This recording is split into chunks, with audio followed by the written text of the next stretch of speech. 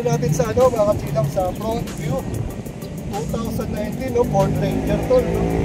So kita-kita natin, meron yung parang chrome dito, nakalagay Ranger. May ilaw ba ito, tol? Hindi, hindi, no? Yung may ilaw. Tapos yung kanyang ano, logo na Ford. So kahit pa paano, no, no 2019, for me lang, ha, ang bangis pa rin yung tignan, talagang parang pag Ford, di ba? Parang, ano nga sabi mo? Ford built for toughness. Ford built for toughness, tama-tama. So ito yung parang second level, no, sa basic, itong XLT natin. Ito to, pakita natin, ito pala XLT. Meron ng ano, no, fog light, ito ng ilaw niya, no? Very defined yung kanyang ilaw. So front view niya, mabangis talaga pagka Ford. Ito ba tayo dito, itong ano itong badge niya, no? Nakalagay 2.2, 6 speed, dalitoy manual transmission. So ramdam natin yung power to. Mamaya papakita natin yung power. So ngayon, ano muna tayo, exterior. Then dito naman tayo tol, yung gulong. So ito yung R17, no? So pinalitan mo na yung gulong tol, no? Palit gulong niya. 265 by 70 R17. Kabisado mo ba yung dating gulong? Hindi pero konti lang yung nabago dyan. Bago. Saka yung dati, walang ano, no? Walang spikes. Walang spikes. Ano siya, yung ano siya, parang smooth. Smooth lang. Smooth lang. Natatanda mo ba anong brand ng gulong na nakakabit dito? Bridgestone yata. Bridgestone? Yun yata yung stock. Hindi ko na sure, ha? Ganda nun tol, ha? Bridgestone, ha? Alam mo ba, maganda yun. Yun nga lang, mas formado nga lang itong high country. Mas aggressive yan. Mas aggressive. Ito yung parang top of the line sa mga gulong. Yung RT, kasi may 80, may HT. Itong RT. So dito naman, yung kanyang side mirror. Kita natin, meron na ang signal light. Ito to, original to. May original.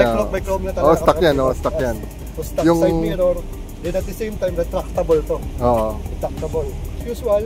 Ito rin chrome. Chrome, chrome yan. So chrome na talaga yung kanyang door handle sa labas. Then, meron siyang step board. So, ganda, no? Ganda nung pag-Ford talaga. Parang ano siya, malaki, no? Bulky. Bulky, tignan. Papalit ka ng gulong, parang ano, no? Bumagi ka, parang ano siya, yung regular lang. Hindi mo mararamdaman na parang pick up ka pagka yung tires mo, yung ano lang, yung regular tires lang. Naman tayo sa back view. So, katulad ng tanong ko, kung anong variant to, ano pala to, no? XLT. Ito yung pangalawa, no? XLT. Yung badge dito ng Ford, then Ranger. Ito ba ito lang? Ito paano mabigat ba ito? Medyo mabigat din. Wala siyang tailgate assist. Di ba iba may tailgate assist. Yung mga bago, parang ang gaan. May tailgate assist kaya magaan siya. Ito medyo bigat din. Mabigat, Mabigat din. Ano naman understood naman dahil ano to siyempre pick up, di ba? Tama. Nag-a-advance na nung meron ng technology, nag-evolve na. Medyo nagiging tamad na rin, no? Ayan. Tapos kita na merong tapakan dito. Then, default din to tol, yung yung sensor. Yung 4-back sensor. Default yan. So ano to? Tumutunog. Tumutunog yan, pagka... Ito naman, dati pa to, pinalagay mo lang. Ay, palagi na yan, yung 360. Kasama na sa 360. 360. Tol, yung mga lagayan itong cargo space. Nasubukan mo na lagyan ng mabibigat na bagay ito? Siyempre hindi pa. Hindi pa. Forma lang. Pero di mo madalas. Tis ganda. Tis ganda. Pamporma lang. Forma lang. Meron talaga nilalagay pero di mo pa nasubukan yung talaga mga pang-construction. Hindi, mga saging. Magaan pa rin. Hindi talaga yung mga tipong bakal, mga gamit talaga na mabibigat, mga e-bike. E-bike. E-bike lang. Yung pinakamabigat. So far. So e-bike, ganyan. Pero mukha na talaga na. Kasi sabi nga, di ba? Built for toughness. Kaya ako na kasama na yan. Parang, yung iba ba tol? Walang ganon? Iba yata wala. Yung pick up walang kasama ganito? Walang kasama. Okay. Sa pagkakaalam ko Tapos by default tol, meron na itong third brake lamp. Saka yung antenna na yan, kasama na yan. Kung binili mo to. Nakita na natin tol, yung exterior niya. So ilalagay ko na lang dyan yung mga basic specs, yung sa engine. Kasi itong kasama ko, parehas lang kami, drive lang kami. So ilalagay na lang natin tol sa screen, yung mga, ano ba to, 2.2, 6 speed, anong transmission, mga ganun din. Akala ko lang, tapakan lang yung cylinder. Other than that, wala na akong alam. Tumapak lang sa cylinder, yun lang alam ko. So ito yung palang makina ng Ford Ranger. Ayan. XLT. Jura Torque. So ito yung napakalinis mong engine bay, tol, no? Tama! Tama! No? Ano, may panahon ka bang maglinis nito, tol? Siyempre, hindi. Ang linis, wow! Wow! Wow. Ayan, tol, mura lang to. Pinabibili sa Shopee nito, yung cover, sa hood cover, ayan. Yan, mukhang tinatastas ng mga daga, tol, ah. Pusa nga eh. Ah, pusa, wala ka kay pusa. Ayan. So yun yung makina, kitang-kita nyo, no? Napakalaki. Yan, ang 2.2. Yan, linis, oh. Linis ng engine bay. Wow! Ayan. Tapos, ang nakikita ko lang dito, tol, ay ito ay oo nga, pa-EGR ko to, vlog din natin. Ito pala, tol, pa to, tol, ha? Timing belt. So, kailangan talaga kahit pa paano, lagi mo i-check. Kasi alam mo naman, pag timing belt, di mo masasabi. Baka biglang lumuwag, oh. Hindi ka tulad ng timing chain. Mas tumatagal, mas matibay. Talagaan mo to, tol, yung timing belt. Pero since napalitan mo na to, pakinggan mo na lang. Pero isang pros ng timing belt, alam mo ka mas tahimik. Mas tahimik ang belt.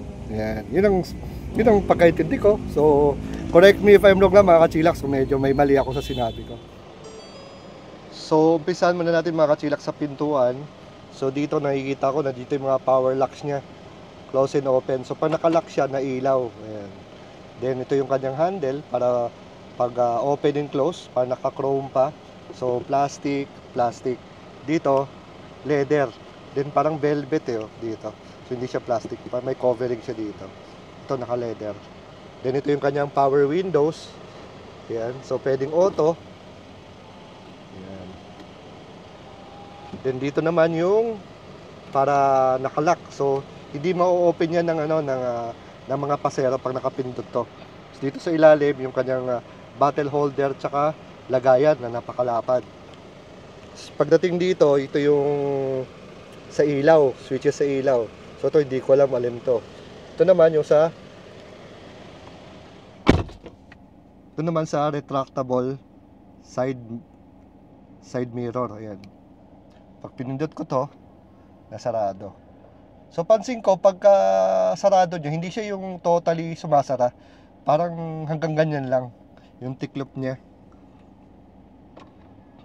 Din ito yun nga, pagka-adjust ng mga side mirror yan. So, hindi ko nagagalawin, nakakaya naman kay Tol. So, dito, yung ating steering wheel. Kung saan makikita natin yung, ayan, ito, sa diyan sa gauge dito, ito yung control. So, pag pinindot mo to, up and down, yan, makikita nyo, kita pa, ayan.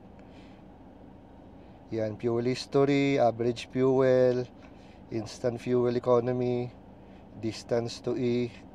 Din yan yung pinaka pangkalatan niya, liters. L-H, di ko alam yung H na yan. So 256 kilometers, 8.0, 7. So dito sa left side, yung tachometer niya, then yung temperature. Then pagdating natin dito sa right side, yung kanyang yung speedometer, din yung fuel gauge. So marami pang marami pang laman yung tangke, pwede natin ubusin. Joke lang. What? So dito yung kasi pag may mga ganyang icon, alam na natin na ito ay yung favorite cruise control. Hindi ko alam kung adaptive cruise control na ba ang 2019 Ford Ranger XLT. Then dito pag sasagot ka ng voice call, dito alam ko dito yan yan. Pero since na nagpalit na yata siya ng unit, so hindi na ko-control. So yan. So anyway, dito naman tayo yung kanyang aircon. Dito yung pinaka fan speed niya, dami 2, 3, 4, 5, 6, 7 hanggang 7. Tapos kung saan lalabas yung hangin, ayan, AC, tapos yung pag-circulate, din yung kanyang pinaka-thermostat. Ayan. So ganda nitong unit, di ba?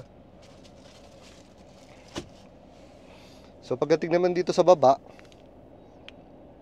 ayan yung USB port. So to cigarette socket. So siguro to after market na ni Tol to. Dito sa baba, naman kung nakakapa dito, parang lalagyan lang. So ito wala lalagyan. So yung mga console boxes, then dito cup holder. Dito lalagyan din dito. Ayan. So naka-cover ng ordinary tela kaya dito makita yung pinaka-upuan niya. So dito naman tayo sa sa likod. Ayan. As usual, yung door handle niya. Meron din tayong switch para sa power window. Lalagyan ng bottle holder. Yun yung space sa pickup. Ayan. So kahit pa paano maluwag, no? So tatluhan. Kasi kita nyo naman, no? May headrest. Then dito sa likod nila may hook. O meron kong ilalagay dyan. So pwede na. So tara, sakay naman tayo dito sa pickup XLT Ford Ranger. So as you can see, ito yung forma nung ito yung forma sa driver seat. So maluwag pa. So maluwag siya sa loob Then ito nga yung may ilaw din. Yan. Then meron tayong door handle or grab handle. Then dito meron tayong cigarette socket and 12 volts. Yan, pwede kayo bumili ng para adapter para may pang charge kayo sa mga USB cables. Then makikita nyo yung likod. Ayan. Yan yung likod. O, di ba? Pintuan nito, meron siyang leather dito, then parang velvet ba to? Then plastic. Ayan. Kahit pa paano, since na iba yung pormahan ng Ford, no? Para lang sa akin to. Iba rin yung dating, hindi siya yung siguro simple siya para sa Ford kasi nga isa siya sa mga parang basic variants tong XLT. Pero mas maganda siyang tingnan compared doon sa mga basic ng ibang brands. Parang malay nyo, gusto bumili ng Ford Ranger XLT, ganito yung forma. At least may idea na kayo. Katulad ko, hindi naman ako nagpi-pick up, di ba? Pero dahil nga kay credits kay Tol na naranasan natin paano ang feeling na sumakay sa isang Ford Ranger XLT. Alam mo naman tayo, cannot afford Ford, di ba? Yun yung pagkalam natin So tayo, Toyota Mitsubishi pa lang unit natin. So yun mga kachilak, sana nagustuhan niyo ating munting basic walk around nitong Ford Ranger XLT manual transmission. Yan, courtesy of Darren Colonna. Yan, shoutout sa inyo, Colonna Brothers. And kay Gretchen, kay Doña Gretchen. Kamusta dyan? Shoutout dyan sa Tagaliliw at Santa Cruz, Laguna. Ayan, sarap pala, sarap pala magkaroon ng pickup, no? Pero, totoo lang, ayoko na mahaba. Ang haba ang haba na ng likod, tapos may harapan pa. Buti na lang, may 360 degrees camera para medyo madali-dali yung buhay natin. So, yun. So sana nagustuhan niyo ating munting vlog. Till here, this is Well Esquila. Ride safe and God bless.